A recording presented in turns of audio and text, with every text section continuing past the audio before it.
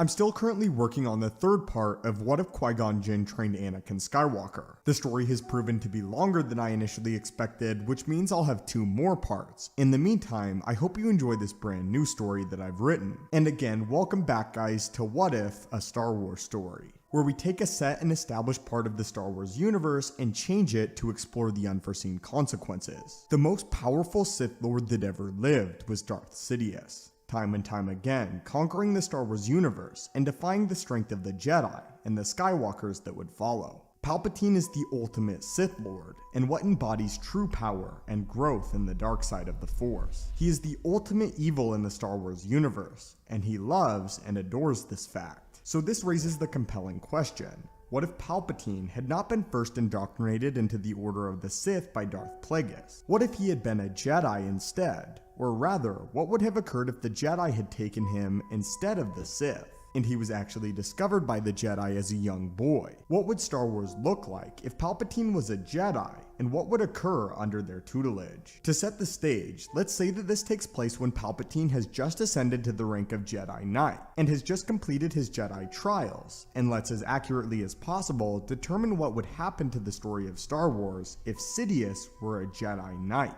The room was quiet and dark, the blinds folded shut to allow no outside intervention, no distraction from the bustling world and galaxy just beyond the confines of the window. Palpatine could feel it all: the room, the smallest creatures, undetected by the natural eye. He could feel the Force. Palpatine breathed. His focus grew stronger, stronger, as he repeated to himself the same line that his master had for what felt like his entire life. Serve the Force. Feel it surround you. Feel the power.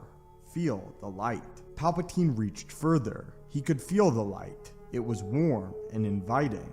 But he could feel something more. Something that had called to him his whole life, though he never spoke of it. Something that his master Dooku had warned him of embracing, or even looking upon for too long. Just beyond the confines of the room, Palpatine could feel it. Shrouded in the darkness, he reached out, even though he knew he wasn't supposed to. Only for a moment, he told himself. He reached further, somewhat out of curiosity, somewhat out of what seemed to be pure instinct. He could feel it stronger now. It was glorious, somewhat even more warm and inviting than the light had been moments earlier, and the light that had drenched the entire room in peace. This new feeling, though, was different. A new presence. It was not a feeling of peace. This was purpose and power. He was almost there. He could feel it. The greatness just beyond the room. The purpose that he always sought and felt that he always lacked. The importance that he knew he deserved. He exhaled. Suddenly, the door slid open with a thud. "Young Palpatine," a voice came from the entrance. "Am I disturbing you?" Palpatine's mind focused back on the room and back on the physical, as his vision of power and purpose faded from view. He too looked up with a smile. In his mind, Palpatine screamed with anger, as if a great secret of his had been openly shared to the entire world of Coruscant, to the entire Jedi Order. But on the surface, a calm expression of pure welcome danced across his face. "Master Dooku," Palpatine said, rising from his seated position. "Yoda has requested your presence, my former Padawan." Dooku gestured for Palpatine to follow. "One of your first missions as a Jedi Knight, I suspect, without the aid of your old master." Dooku subtly smiled as the words exited his mouth. Dooku had been a wise and a powerful Jedi Master indeed. He was in fact trained by Yoda himself. Dooku had taught Palpatine much, how to be a Jedi, and when under the correct circumstances, to embrace your own path. What the Jedi Council did not know could not hurt them. Palpatine had always respected Dooku for his honesty with him when concerning the Jedi and their many flaws, rather than pretending that they had no flaws at all. The two of them were quite famous among the Jedi, the stars of the Order, Dooku and Palpatine, together, the greatest Jedi that could offer any situation its help. On the surface, the closest of friends and partners. But deep within his heart, despite all the time and adventures the two have been on, Palpatine had an aggression towards Dooku, an aggression he never spoke of, and one that he rarely admitted to himself. Palpatine had always known that he had more power than his master,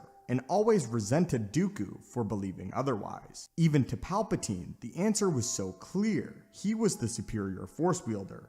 It was so clear in his mind. It was so obvious. And yet Dooku never admitted it.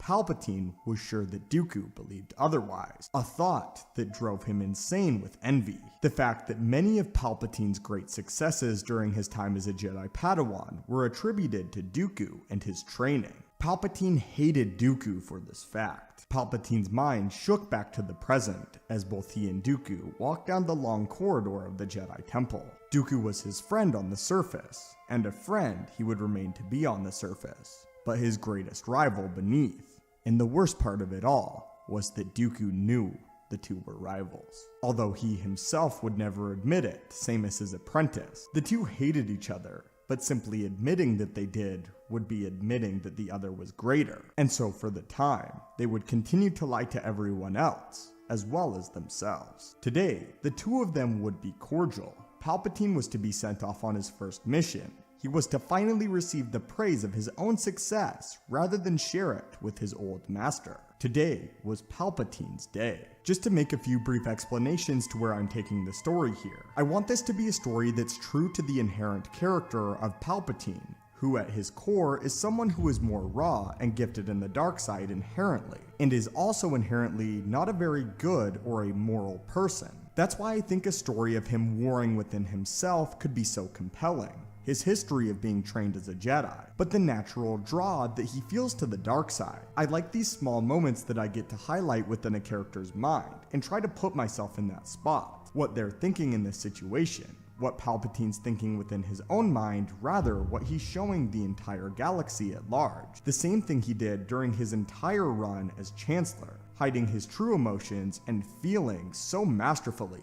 The same thing, I believe, would have happened here. To me, it makes sense that Palpatine would always be curious of the dark side, and it makes sense that he would form a deep rivalry with whomever his teacher would become. The idea of a Dooku-Palpatine relationship that's flipped, though, is also really intriguing to me. With Dooku now the master and Palpatine the apprentice, the dynamic changed, with both characters remaining similar at heart. I'm going to end the first part here, and I hope you guys enjoyed, and I hope that you enjoy the earlier parts of these series where things haven't quite gone crazy yet, and I try to establish these new versions of old characters. If we can get this video to 10,000 likes by this time next week, I promise to release the second part, which I'm currently writing. I hope you guys enjoyed this, and again, I'm still also working on What If Qui-Gon Jinn Trained Anakin Skywalker Part 3 and 4, and when both parts have been released, I'm going to release the whole series in one big long video that should be around 40 minutes long. Anyway, my friends, I hope you enjoyed this video. May the Force be with you, and have a great day.